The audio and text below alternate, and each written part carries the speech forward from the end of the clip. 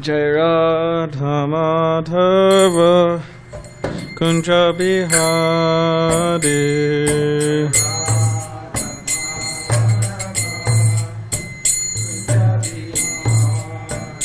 Jai Radha Madhava Kunja Bihari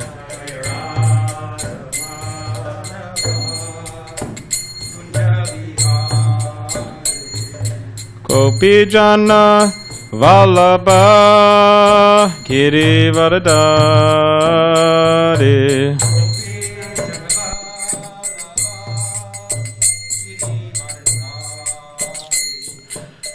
Gopi Jana Vallabha Girivardhari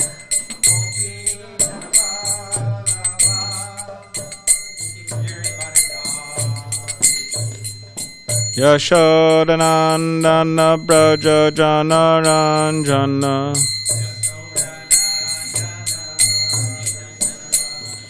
Yashodanandana Braja Jana Ranjana Yamuna Tira Vanachari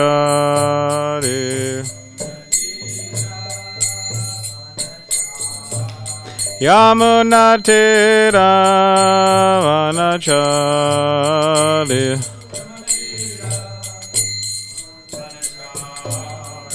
Jaya Radha Madhava Kunja Bihari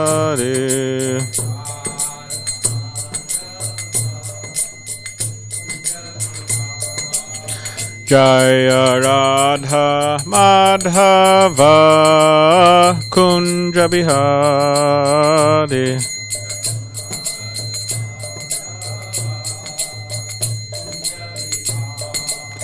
Jaya Radha Madhava Kunja Bihari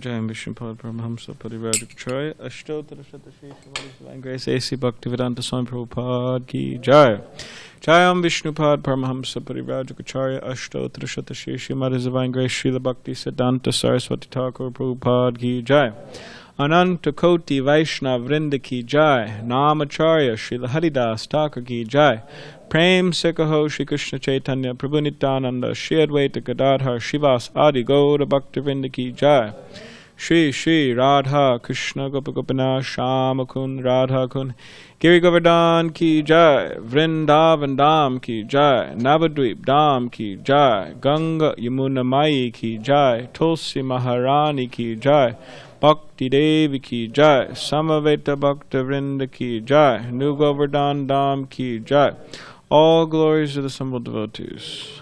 All glories to the assembled devotees. All glories to the assembled devotees. All glories to Sri Guru and Sri Gauranga. All glories to Sri Prabhupada.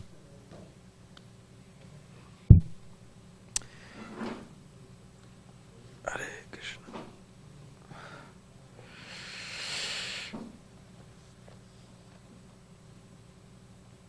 Om Namo Bhagavate Vasudevaya.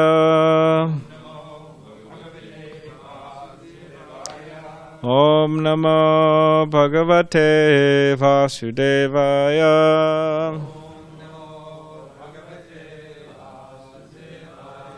Om Namo Bhagavate Vasudevaya. So this morning we were reading from the Srimad Bhagavatam, Canto 4, titled Creation of the Fourth Order, Chapter 30, the activities of the Prachetas, and we're on text 13.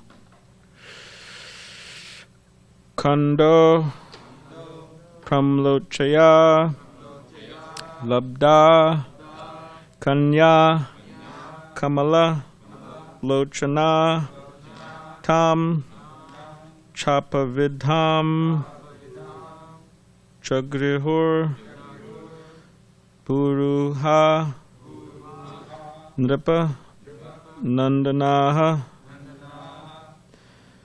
Kando pramlochaya labda Kanya kamala lochana Tam chapa vidam jagruhur Buruha nripanandanaha Kando pramlochaya labda Kanya kamala lochana Tam chapavidham jagruhur Puruha nipanandanaha Kando pramlochaya labda Kanya kamala lochana Tam chapavidham jagruhur Puruha nripanandanaha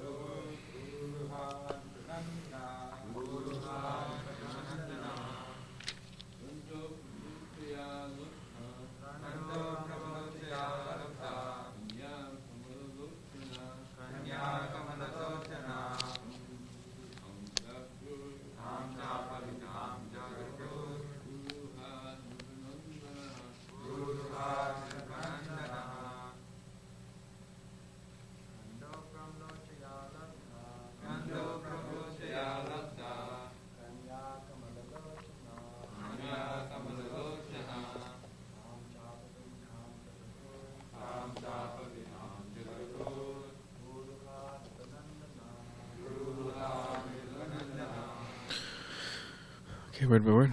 Kandoha of the sage Kundu.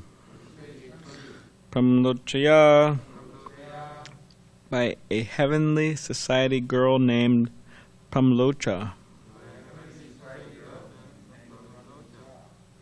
Labda obtained. Kanya daughter. Kamala Lochana lotus-eyed. Tam, her. Cha, also. Apavidam, given up. Jagrihuhu, accepted. Buru, haha, the trees. Nripanandanaha, O sons of King Prachinibarhishat. Translation and commentary by His Divine Grace, A.C. Bhaktivedanta Swami Prabhupada. O sons of King Prachinibarhishat, the heavenly society girl named Pramlocha kept the lotus-eyed daughter of Kundu in the care of the forest trees. Then she went back to the heavenly planet. This daughter was born by the coupling of the Apsara named Pramlocha with the sage Kundu.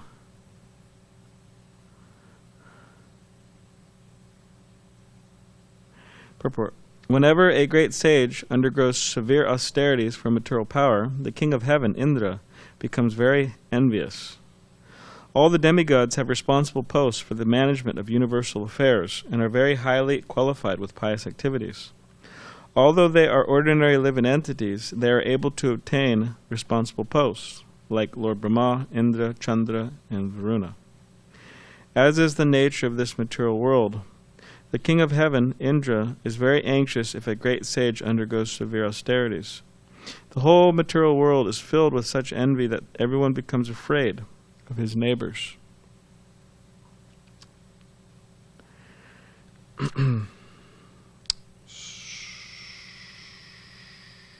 Every businessman is afraid of his associates because this material world is the field of activities for all kinds of envious people who have come here to compete with the opulence of the Supreme Personality of Godhead. Thus Indra was very much afraid of the severe austerities performed by the great sage Kundu, and he sent Pramlocha to break his vows and austerities. A similar incident took place in the case of Vishvamrita. From other incidents in the Shastras, it appears that Indra has always been envious. When King Prithu was celebrating various sacrifices, outdoing Indra, Indra became very envious and he disturbed King Prithu's sacrifice. This has already been discussed in previous chapters. King Indra became successful in breaking the vow of the great sage Kundu, who became attracted by the beauty of the heavenly society girl Pramlocha and begot a female child. This child is described herein as lotus-eyed and very beautiful. Being thus successful in her mission, Pramlocha returned to the heavenly planets, leaving the newborn child to the care of the trees. Fortunately, the trees accepted the child and agreed to raise her.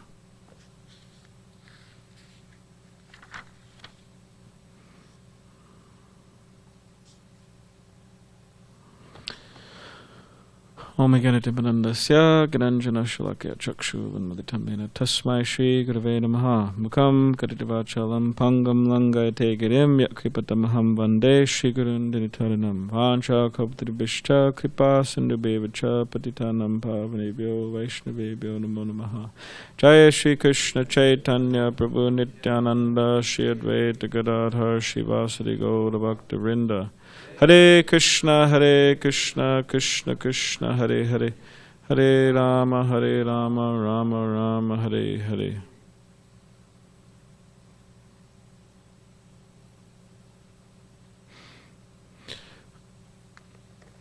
Okay, read the translation again.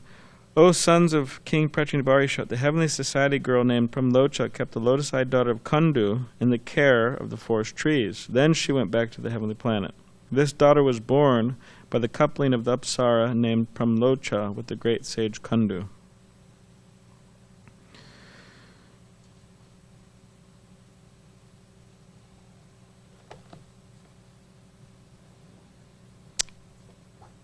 So Srila Prabhupada mentions in the purport, he's talking about how Indra became envious of this sage Kundu, and also another case is with Vishvamrita, King Prithu. There's a few cases where Indra becomes envious or afraid that by these different sages performing these different meditations and so on, developing their mystic power, then they'll become very powerful and usurp his position. Which is interesting because from hearing about these different sages, it's never really explained that they were trying to develop these mystic powers so they could usurp Indra's position. They were just doing their meditation. It wasn't like, and Vishvamrita, he was working really hard to usurp Indra's position or Kundu. They're just but still, because of the nature of the material mind and the material envy,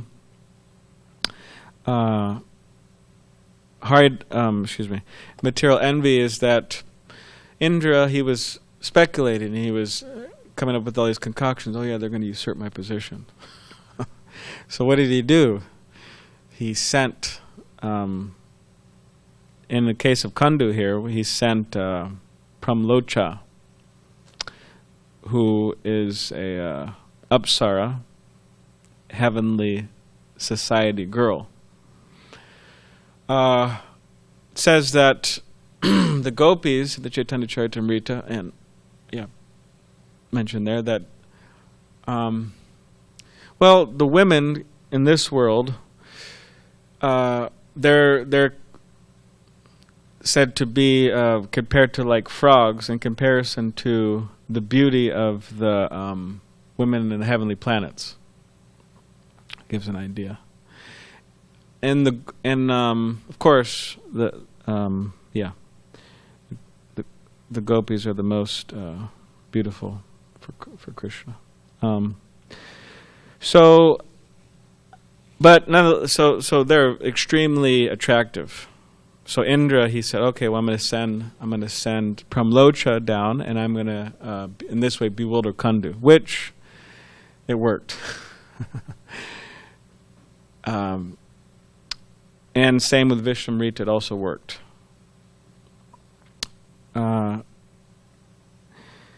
So this is, again, this is the nature of envy, is that when somebody is rising up or coming up, if somebody could bring that person down some way or other, they try to do that.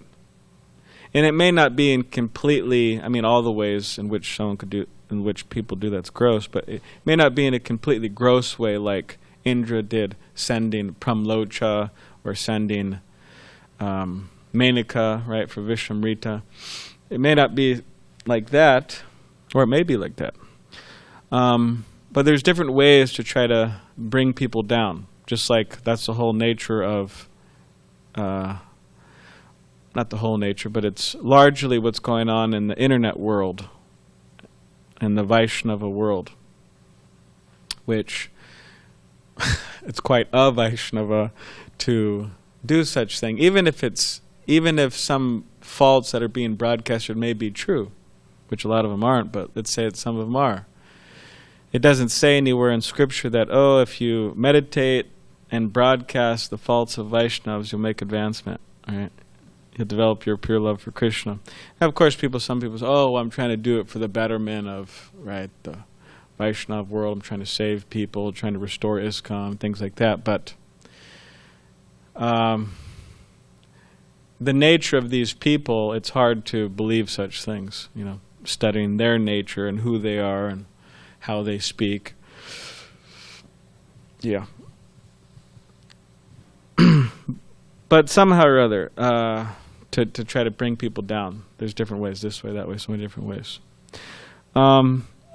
Interesting enough is that Prabhupada, when he was speaking with Yamuna Devi, one of Srila Prabhupada's dear disciples, he was, I'm not sure where, I forgot where he was in the world, but they were somewhere, and then Prabhupada was asking Yamuna Devi, have you been teaching the women to cook? And the Yamuna Devi said, no, I haven't, because Yamuna Devi, excellent, best cook. Prabhupada was very fond, most fond of her cooking. So he was asking, are you teaching the women how to cook? And she said, oh, no, Prabhupada, I'm not. And Prabhupada said, this isn't good, because if you don't teach them what you know, then you'll become envious. Which is an interesting thing, because envy, again, it's part of it is putting people down, or also not allowing people to come up. One thing is that somebody's already up or whatever, and you're trying to put them down somehow. Someone's in some position, or they have some something that we're envying, and we try to put them down. But another thing is that not allowing people to come up. In other words, if we're able to help somebody and we don't, that's also envy. Which Prabhupada also described envy as another description of it, because envy usually means, okay, somebody has something that I want, and therefore I'm envious. But envious also could just mean malice towards somebody.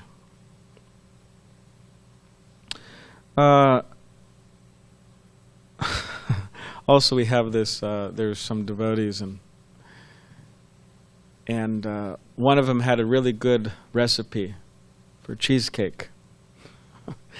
And she made really good cheesecake.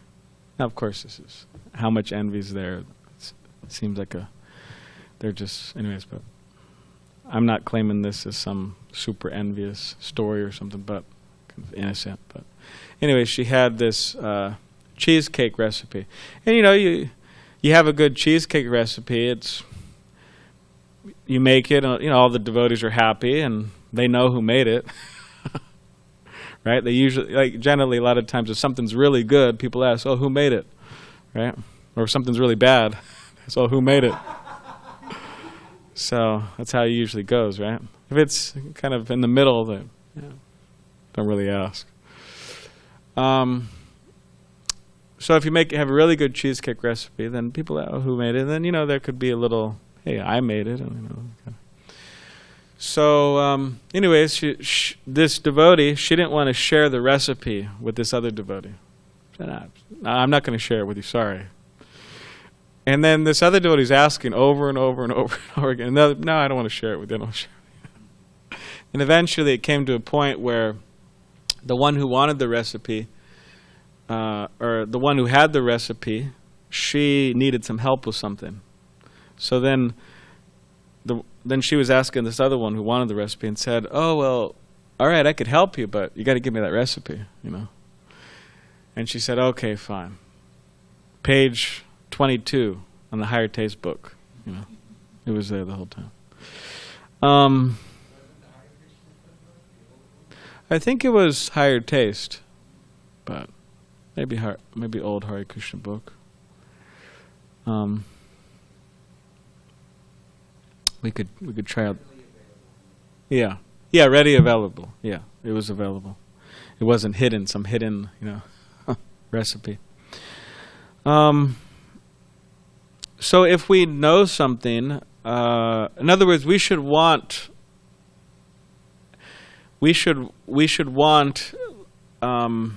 everybody to completely, like it says for the spiritual master. The spiritual master is actually wanting his disciples to supersede him in all ways, spreading Krishna consciousness and so on. And a father is naturally happy when a son or daughter does that, excels them. So we should also be like that in our dealings. We should want everybody to excel us. We should be happy that others are serving Krishna so nicely. Not that it should be based on envy that, okay, well, you hear a book score in the morning, oh, this devotee distributed. Of course, now there's kind of an interesting take on this reading of scores, because the $500 worth of books are distributed and whatever, 40 big books and so on. And then a few devotees go out and we don't really know. Maybe one person distributed $10 worth and another person distributed whatever, but anyways. So I guess that helps with the envy, may help with the envy possibility. But in many temples, they read off the names individually, right? Like in Los Angeles, they say, Prem Sankirtan Das distributed. Oh, they stopped doing it? Now they all mix it together? Oh, really? Okay, well, there you go. Okay. There you go, team effort. All right, well, at one point in time, they used to do that. Individual scores, right? They would read it. Now, if somebody's sitting there and they distributed $100 worth of books, and then they read, yes, and Krishna Das, he distributed 2,000 Lakshmi, he distributed 100 big books and 2,000 Lakshmi points, and then all of a sudden, the devotee who distributed $100 of the book, the envy just starts burning his heart. Oh, how did he do that? And I should be doing that, and that rascal. But we should be happy. Great. He distributed so many books. Okay, for some reason, I can't do it. Maybe because I'm fallen and so many different things, but I can't do it. But we should be happy that others can. In others, we should want everybody to excel for the pleasure of Krishna, because that's actually that's beneficial not only for the living entity, but for everyone. If everyone excels to the highest possible degree in Krishna consciousness, that when people come here to this temple, they'll be highly benefited. So we should want that. Not that, okay, I'm going to try to somehow or other not help people, or somehow or other try to keep people down, or somehow or other, we should try to help as much as we can. And this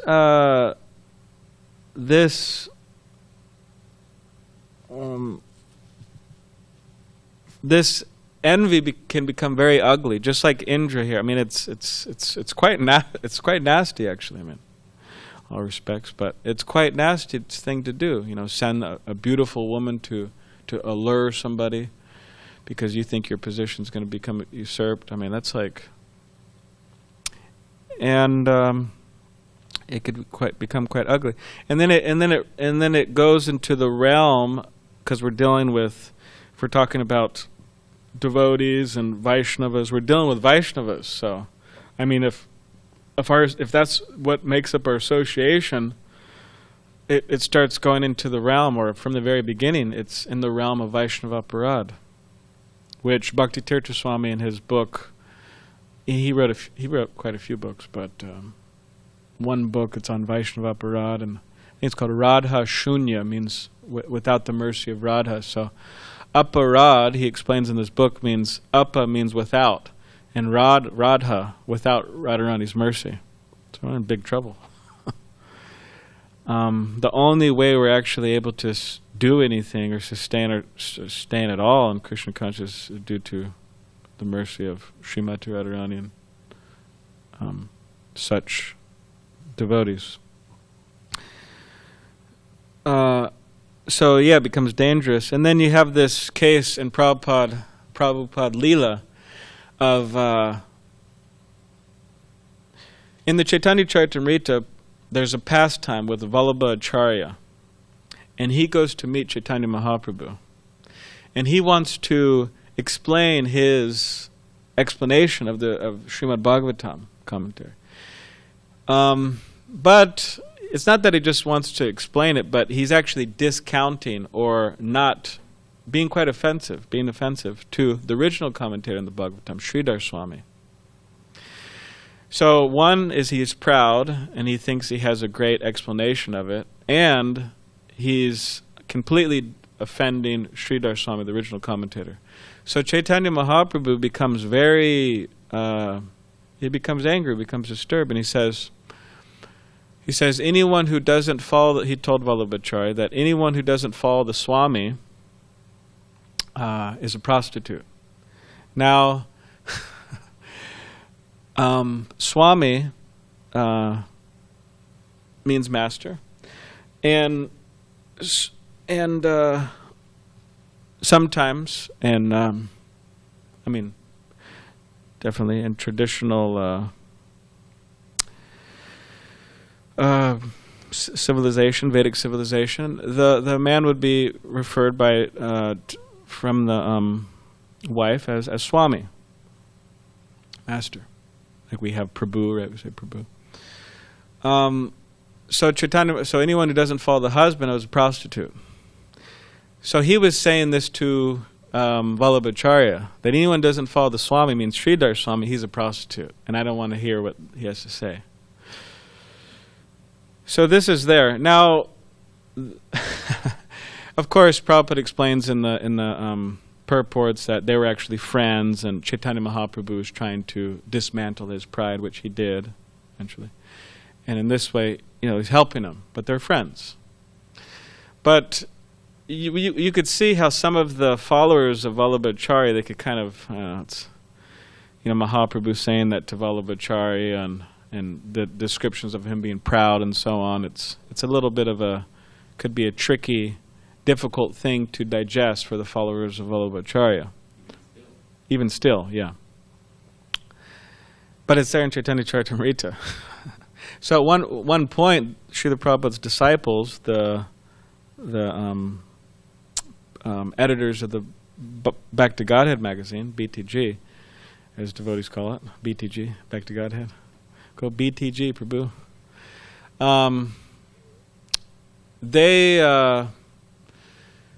They published this in a Bhakti Godhead magazine, and then somehow or other Sumati Maharajji in Juhu, she's the one who gave Prabhupada passage on the Jaladuta.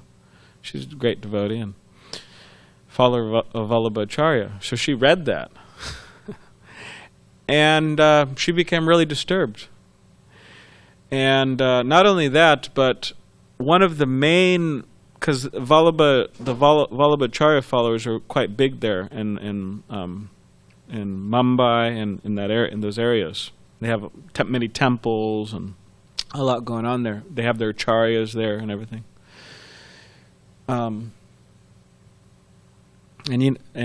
So she became quite offended, and she sent a letter to Srila Prabhupada complaining, and I'm really disturbed. And then Srila Prabhupada sent a very expert letter back.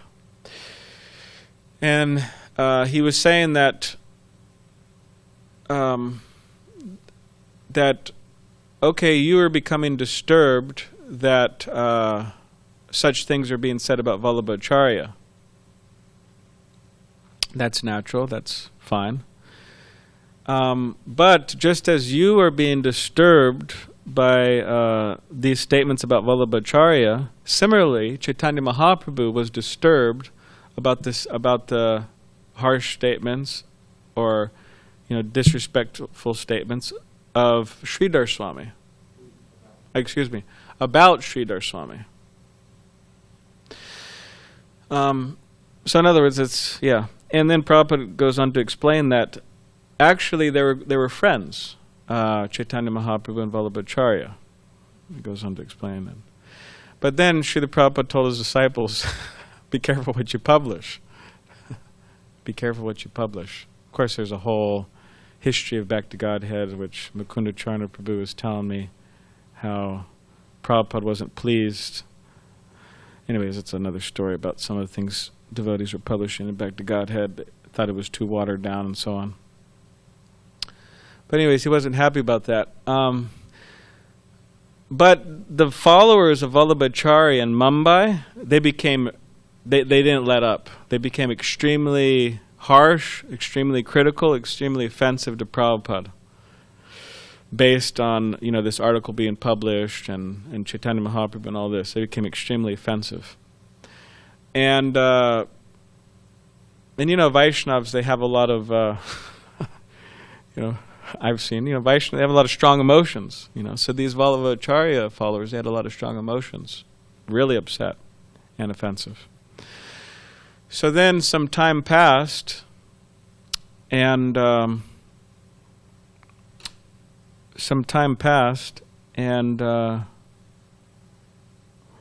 what happened is it came out that these acharyas and priests of these different temples, they were engaged in all these heavy scandals.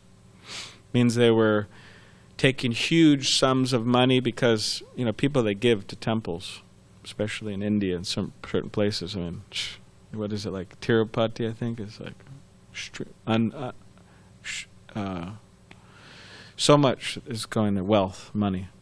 So these Vallabhacharya, these followers of Vallabhacharya, these different priests and acharyas and temple, so many of them, different branches, which was interesting. It wasn't just one branch, it was different branches. And the main people in that sampradaya,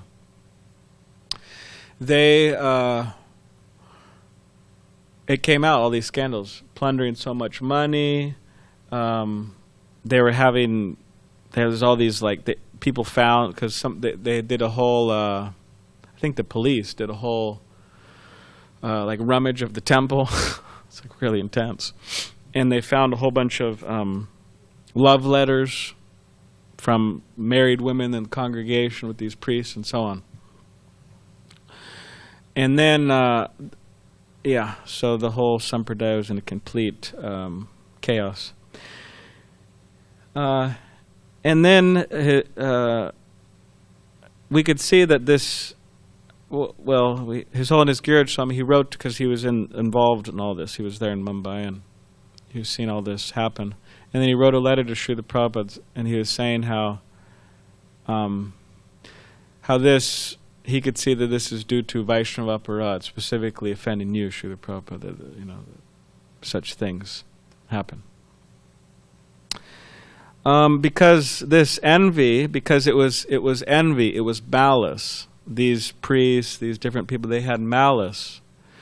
Their hearts weren't clean. And therefore, because their hearts weren't clean, they weren't able to actually live on a transcendental platform. They were completely, they fell down. based on this envy towards Srila Prabhupada, and their general disposition. I mean, they just weren't at all respectful to him, which doesn't end up nice, in a nice, pleasant result.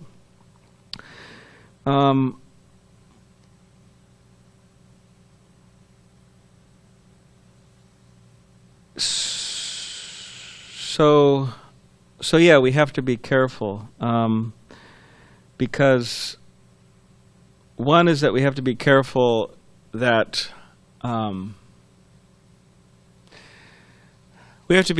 we don't become such envious people. And also we have to be careful because this world is full of envy. We're going to have to deal with many envious people throughout our life. Probably. Most likely. Especially if devotees, if people take on some type of leadership roles, there has to be some dealing with envious people. And we have the case of Haridas Thakur, which we won't get into detail now, but with what was his name? He sent a prostitute. Khan, Ramchandra Khan, yeah. He sent to bewilder Haridas Thakur. That didn't work. She became a great devotee. Mr. Nair, he also sent a very beautiful prostitute to bewilder young Giraj Das Brahmachari, which he describes in his book is that Mr. Nair, he was scared of Mr. Nair. I mean, Mr. Nair in many ways was a scary person. I mean, very powerful and influential in Juhu and Mumbai, and also very violent. He would threaten the devotees with their life sometimes. There's many cases he would do that. Talk about, bringing guns and killing and stuff like that.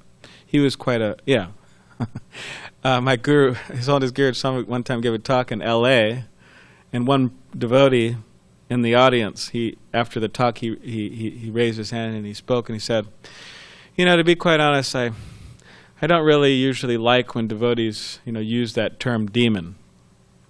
He said, I don't really appreciate that so much. And anyway, so that's what he was saying. But he said, but this Mr. Nair, yeah, he was actually a demon. So yeah, he sent this. He had a car, and he came in a car, and young Giraj Das Brahmachari sat in the back seat and scared Mr. Nair, and Mr. Nair was scaring him, and sat there. And then when he sat down, there was a beautiful prostitute there, and she put her hand on his leg, started moving up his leg, and he describes that he was thinking. He said, "Oh, I'm a young man, and I was, my mind was in a tizzy," and that word, tizzy. And for himself, okay, let caution go to the wind. But he said, but I thought that, okay, what if I give in to such desires, how will that look for Srila Prabhupada and his reputation? So he was describing how he felt that the devotees loved Srila Prabhupada more than they love themselves. Because for themselves, but they love Srila Prabhupada more. So then, somehow he got out of that situation. But then later he describes how this prostitute, she would come to the Juhu land looking for him. And he would have to go run and hide. And Javita Prabhu mentioned that to him recently in an email to His Holiness Giraj Swami, and Javita Prabhu asked him, did you ever tell Prabhupada that? He said, no, I never told Prabhupada that. So Mr. Nair, very envious person. Ramchandra Khan, very envious. Indra, sometimes he's built by envy. So it's a nasty thing that needs to be given up, and in a practical sense, that manifests as our desire or our lack of desire to help people. This is a manifestation of envy. Just like, for example, I'll just read this most wonderful book. This I'm going through it right now.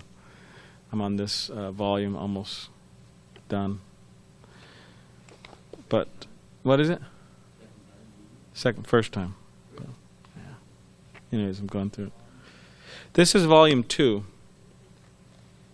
So this is volume 2, and this is under the chapter Guru Disciple Interactions. It's a very beautiful chapter because it describes, like, we have all these wonderful books about Srila Prabhupada Leela, which we hope will come out. More books will come, more and more come out. But this Guru Disciples Interactions chapter, it's all the disciples remembering their different interactions with Srila Bhaktisiddhanta Saraswati Thakur. So very sweet.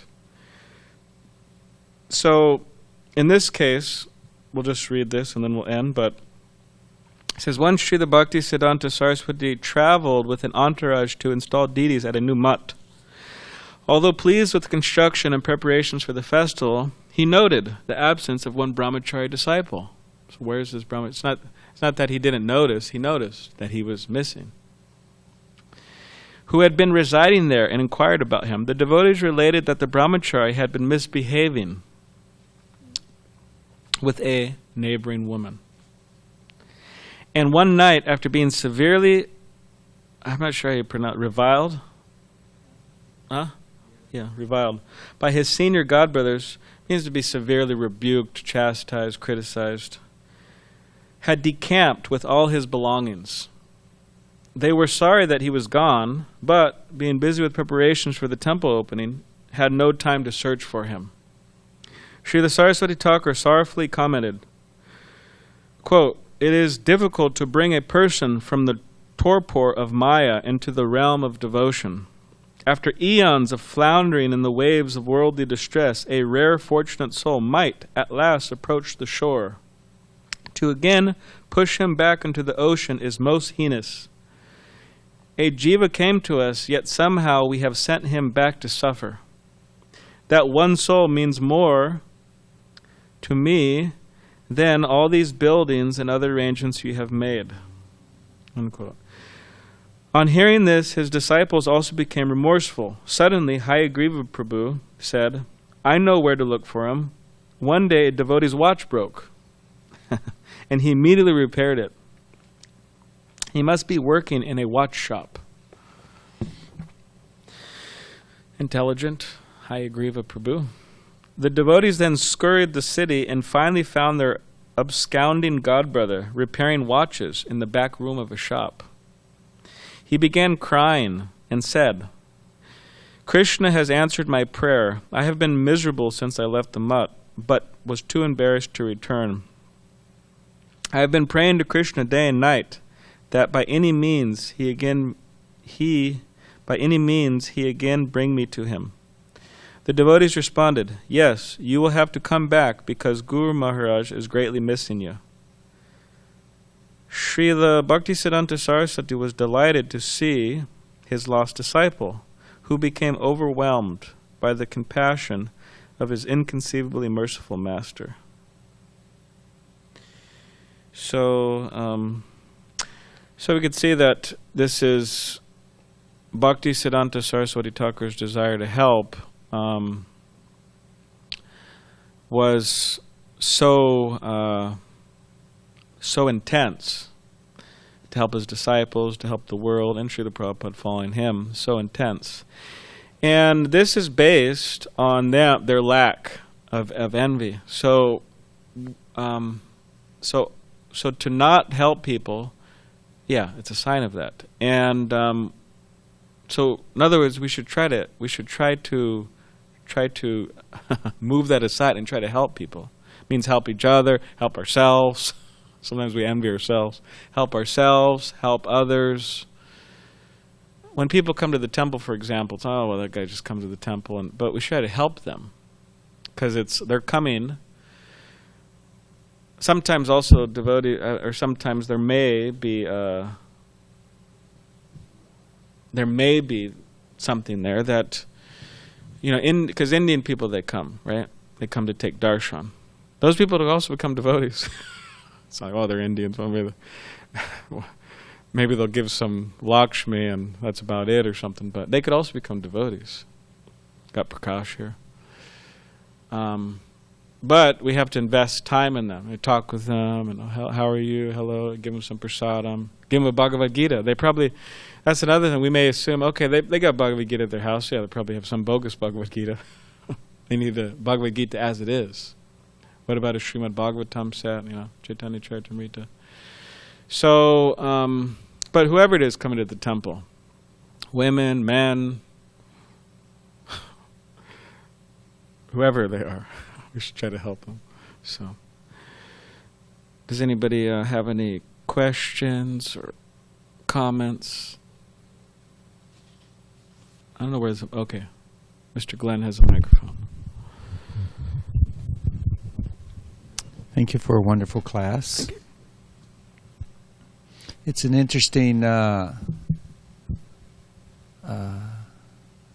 example being given of Indra. He does these things, and you said it's not like any of these sages, it looks like that they're just gunning for Indra or what have you. But did you note the first sentence of the purport? Whenever a great sage undergoes severe austerities for material power. So not everyone undergoing severe penances or austerities is doing it for the spiritual motive of simply pleasing the Lord or self-purification. That doesn't. Yeah, it's on. That doesn't excuse King Indra of his activities, but even though it doesn't excuse him, he's King Indra. He's rendering a service that is greatly appreciated by everyone from Lord Brahma on down. It's an important service that he renders, and he's given the respect and the worship that he deserves in that regard. It reminds me of I never met him, but there was an expert management in Detroit, I believe it was, named Govardhan. And devotees were complaining he wasn't chanting his rounds and that he should be removed. And Prabhupada stood behind him and said, no, he's an expert manager. Why would you want to get rid of him? So, of course, we don't want to encourage anybody, and we certainly don't want to be influenced by, but this principle of tolerate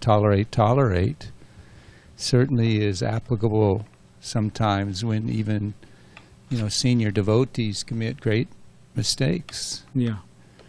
And just an afterthought if it comes up again.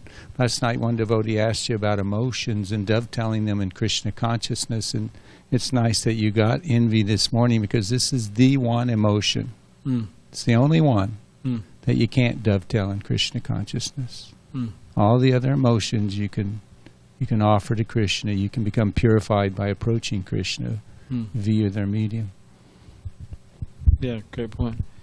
Yeah, they say that in relation to this, tolerating, Prabhupada gave an example one time, I read in that one devotee was complaining, voicing concerns about, these devotees are, not doing this, not doing that, it's difficult to deal with them, so on. And Prabhupada said, sometimes you have to tolerate the kick of the cow, if you want to get some milk. I don't even have some experience with that. Got kicked before? Some problems, yeah. So, he said, Or I was also remembering how one time the devotee, I think it was in London, but they came to Prabhupada and they were quite critical of Shyamasundar Prabhu, Prabhupada's early disciple. And so this devotee came up and he was saying, this and this, and kind of giving a whole spiel to Prabhupada, and Prabhupada was just really upset. He was really angry, and he was the temple president. The temple president was complaining about Shyamasundar Prabhu. So then, I believe Prabhupada, he was just really upset, and he was quiet, and he just said, and asked, who are you? And I think he just told him to leave, right? He told him to leave. Actually, there was a sannyasi there, and he told the sannyasi, tell him to leave. Oh, really? He told the sannyasi, tell him to leave. Yeah.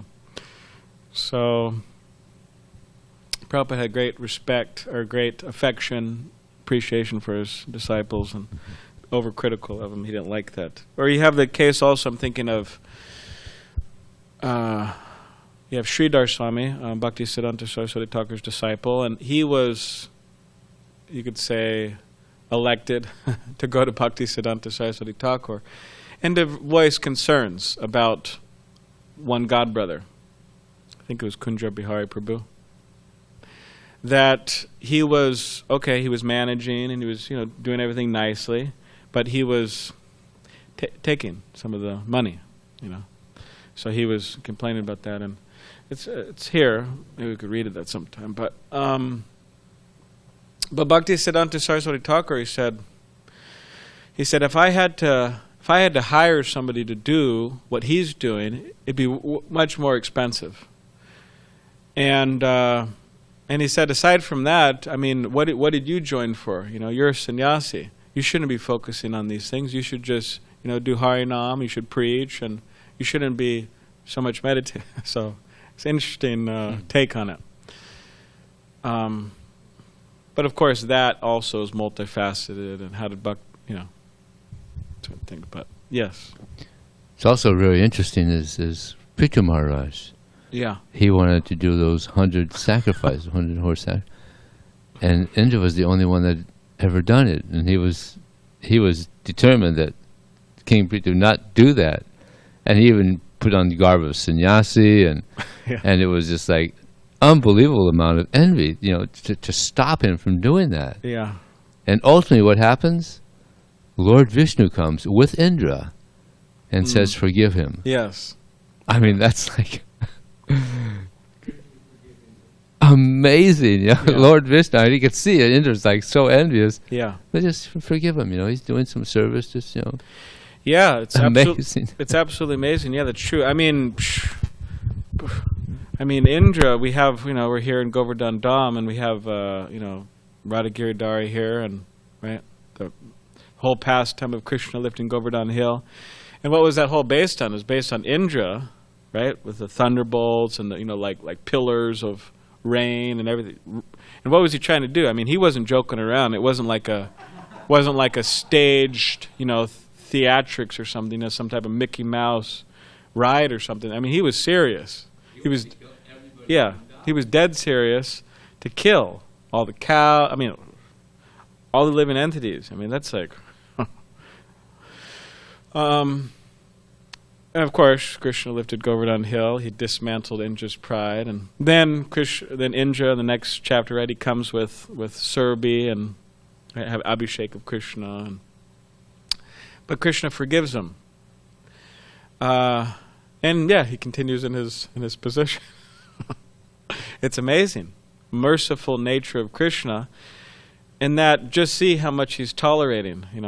Just like as soon as somebody makes some mistake, sometimes we may be so, we may be so quick just to write him off or to, all right, well, hey, that guy used to be a devotee, but doesn't look like he's a devotee anymore, or whatever, it's not give the person a chance again.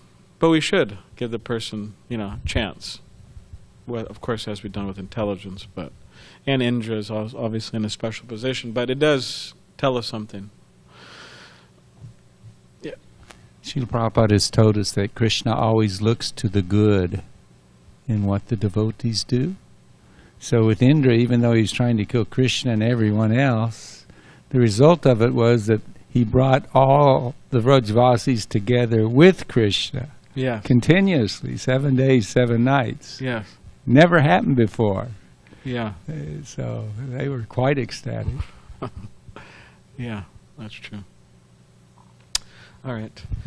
Grantaraj Srimad Bhagavatam ki jai. Srila Prabhupada ki jai.